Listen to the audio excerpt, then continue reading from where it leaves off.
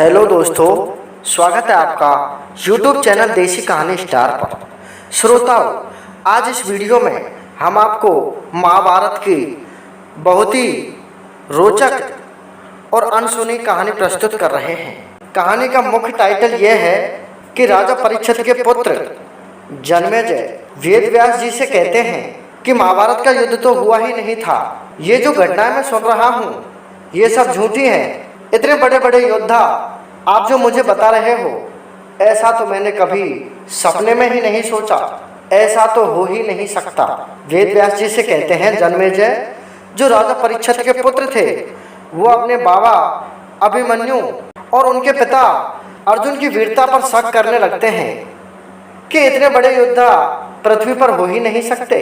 श्रोताओं, ये कहानी आगे जाकर बहुत ही रोचक मोड़ लेती है, तो आइए हम आपको इस कहानी को प्रस्तुत करते हैं। एक समय की बात है, अभिमन्यु के पुत्र राजा परीक्षित और राजा परीक्षित के पुत्र जन्मेजय राजा बने।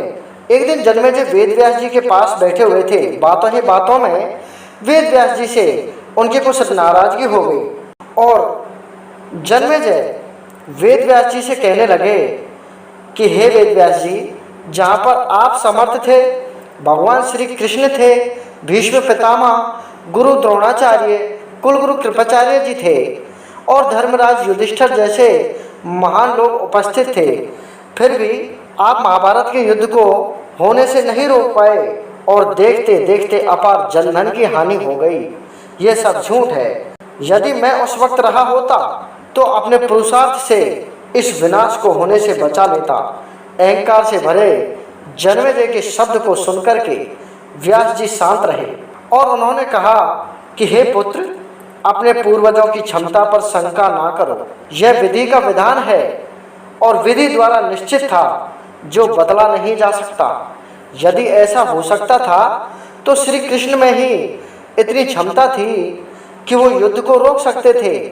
लेकिन जन्मेजय अपनी बात पर अड़ा रहा और बोला, मैं इस सिद्धांत को नहीं मानता। आप तो भविष्य के वक्ता हैं।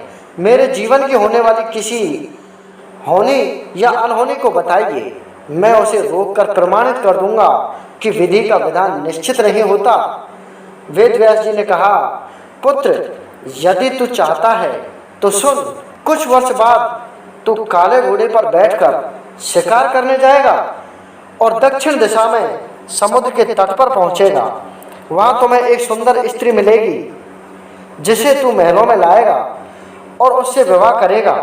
मैं तुमको मना करूंगा कि ये सब मत करना, लेकिन फिर भी तुम ये सब करोगे। इसके बाद उस लड़की के कहने पर तू एक यज्ञ कराएगा।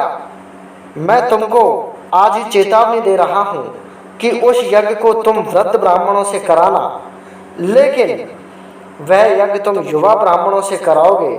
और जन्मेजय ने वेद व्यास जी की ऐसी बात को सुनकर के जन्मेजय हंसते हुए बोले कि व्यास जी, मैं आपकी बात को काटते हुए कुछ कहना चाहता हूँ। मैं आज के बाद काले घोड़े पर बैठूंगा ही नहीं, तो ये सब घटनाएं घटित ही नहीं होंगी। व्यास जी ने कहा कि ये सब होगा, और अभी तू आगे सुन। उस यज्ञ में एक ऐसी घटना घटित होगी कि तुम उस रानी के कहने पर उन युवा ब्राह्मणों को प्राण दंड दोगे, जिससे तुम्हें ब्रह्म हत्या का पाप लगेगा और आपको कुष्ठ रोग होगा और वही तुम्हारी मृत्यु का कारण बनेगा। इस घटनाक्रम को रोक सकते हो तो रोक लेना।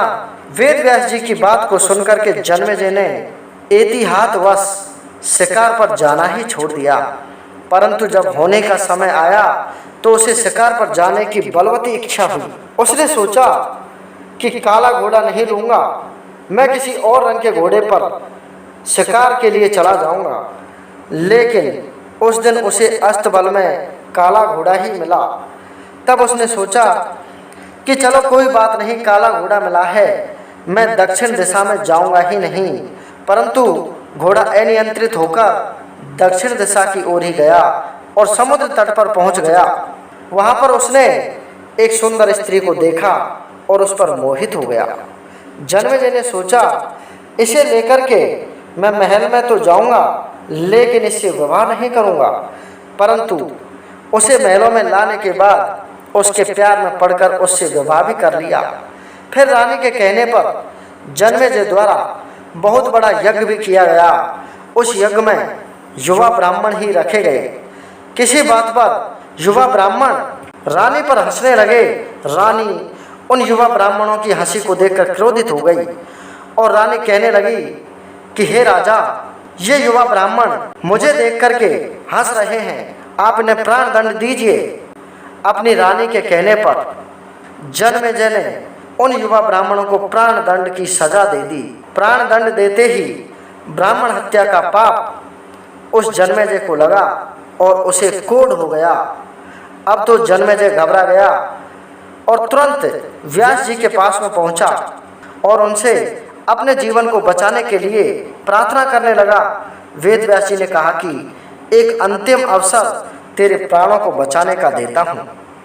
मैं तुझे महाभारत में हुई घटना का श्रवण कराऊंगा, जिसे तुझे श्रद्धा एवं विश्वास के साथ में सुनना है। इससे तेरा कोढ़ मिट जाएगा। परंतु यदि किसी भी प्रसंग पर तूने अविश्वास किया तो मैं महाभारत का प्रसंग रोक दूंगा और फिर भी मैं तेरा जीवन नहीं बचा पाऊंगा।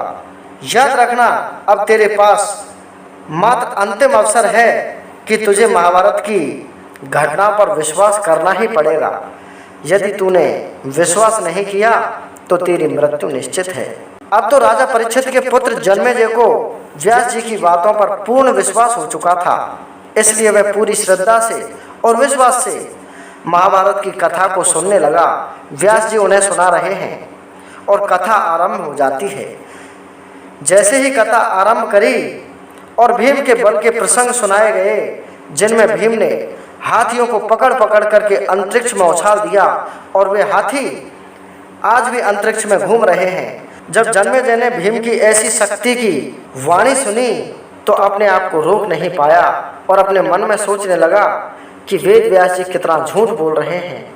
ऐसी शक्ति किसी में हो ही नहीं सकती कि पृथ्वी लोक से हाथियों को सूंड द्वारा पकड़ करके अंतरिक्ष में फेंक दिया जाए और वे अंतरिक्ष में आज भी घूम रहे हों। ऐसा कभी नहीं हो सकता। ऐसा मन में विचार रखते ही तुरंत वेद व्यास जी पहचान गए कि अब तो जन्मेजय महाभारत की कथा पर विश्वास नहीं कर रहा है। इसलिए तुरंत वेद व्यास जी ने कथा को रोक दिया और जन्मेजय से पूछने लगे। तब जन्मेजय बोल उठा कि ये कैसे संभव हो सकता है। मैं नहीं मानता कि कोई भी व्यक्ति हाथी को पकड़कर अंतरिक्ष में फेंक सकता है। व्यास जी ने महाभारत का प्रसंग रोकते हुए कहा कि पुत्र, मैंने तुझे कितना समझाया कि महाभारत की कथा पर अविश्वास मत करना, परंतु तुम अपने स्वभाव को नियंत्रित नहीं कर पाए, क्योंकि यह होनी द्वारा निश्चित था। फिर व्यास जी ने अपनी मंत्र शक्ति से आह्वान किया और वे हाथी पृथ्वी की आकर्षण शक्ति में आकर नीचे गिरने लगे। तब व्यास जी ने कहा, ये मेरी बात का प्रमाण है कि देखो कितने हाथी अंतरिक्ष से नीचे गिर रहे हैं। ये सारे हाथी भीम के द्वारा फेंके गए थे। जितनी मात्रा में जन्मेजय ने श्रद्धा और विश्वास से महाभारत की कथा को सुना, उतनी ही मात्रा में वह कुष्ठ रोग उसका समाप्त हो गया।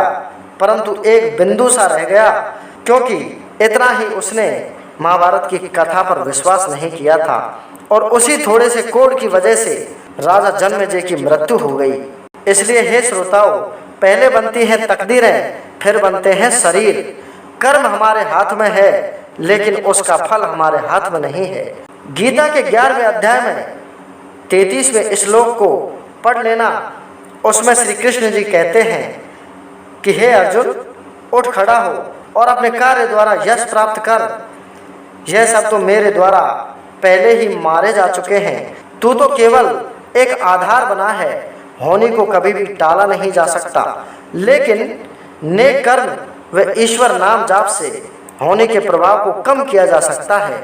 अर्थात रोग आएंगे परंतु पीड़ा नहीं होगी। जय श्री कृष्णा, जय श्री राधे राधे।